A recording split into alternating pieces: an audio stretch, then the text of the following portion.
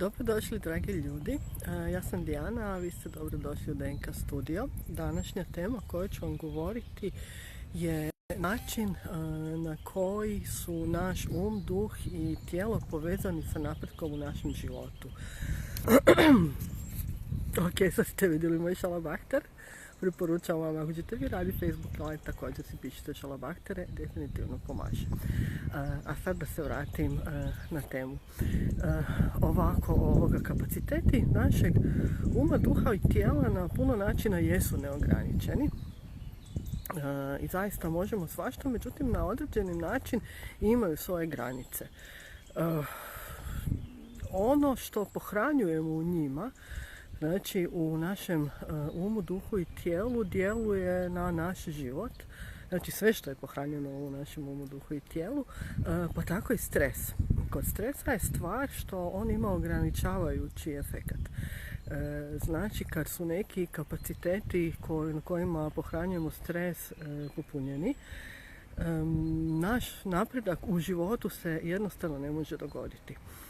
To nije pitanje filozofije ili neke floskule, dapače, to je znanstveno dokazano, a ako ste možda pročitali knjigu Biologija vjerovanja, koju je napisao Bruce Lipton, u kojoj on dokazuje, evo pročitat ću, da biokemijski učinci rada mozga djeluju na stanice vašeg tijela. Znači čovjek je to znanstveno dokazao i na isti takav način se zapravo stres koji nam se uglavnom događa i koji doživljavamo u umu i pohranjuje u naše tijelo. Stvar je tome da to možda je nešto na što smo u današnjem životu navikli, zato što smo definitivno okruženi sa užasno puno podražaja i neka naša granica napunjenosti je prilično visoka. I mi u tom visokom stanju zapravo napetosti ćemo uvijek reći da je sa nama sve u redu. Međutim, taj trend kad se počnemo baviti nekom aktivnošću koja nam pomaže da izreguliramo, da ispraznimo taj stres iz uma, iz duha i naravno iz tijela, vidimo da se odjednom naše granice pomiču. Znači da jednostavno možemo više, da su nam kapaciteti prazni i da ih možemo puniti novim sadržajem, da možemo dodavati nove ciljeve, da možemo dodavati nove sposobnosti. I sada bih, pošto se ja bavim TRI-em i imam iskustvo sa time, sada bih uvela u ovu priču ovu tehniku, znači Tension Release Exercise. Zbog čega je ta tehnika dobra? Ta tehnika je dobra iz razloga što ona djeluje od prvi puta.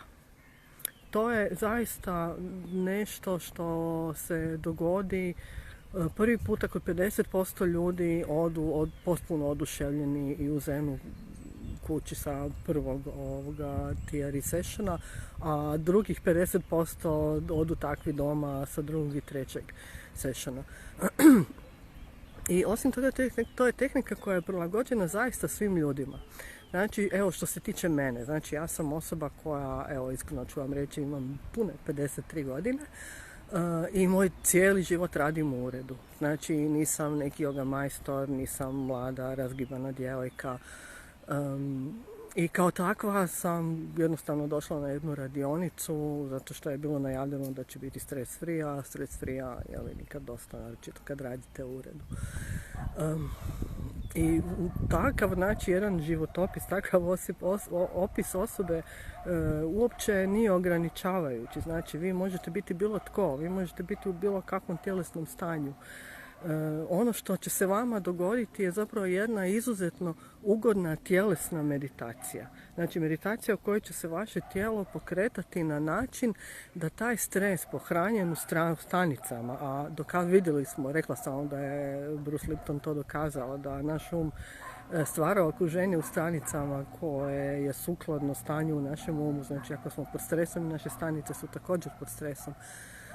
I taj stres neće samo inicijativno iz njih otići ni pod kakvim uvjetima. Znači mi kada uđemo u to prirodno izazvano kretanje tijela, taj dio se regulira, znači taj stres se otpušta. I time automatski podižemo naše kapacitete i uma, i duha, i tijela na više. praznimo ono što nam ne treba, praznimo ono što je staro, praznimo ono čega se želimo riješiti i otvoreni smo za pustiti nove ciljeve, nove sadržaje, nove ideje i otvoreni smo za novi rast na jedan način koji je cjelovit i kompletan. Naravno, vi moguće već imate neku svoju stressless praksu. Ja vas u svakom slučaju potičem da je radite redovito. Ako ste našli neko svoje rješenje, radite to redovito bez obzira da li vam se koji dan da ili vam se koji dan ne da. To je zaista jedini način da kontinuirano držite svoje kapacitete i mogućnosti otvorenima.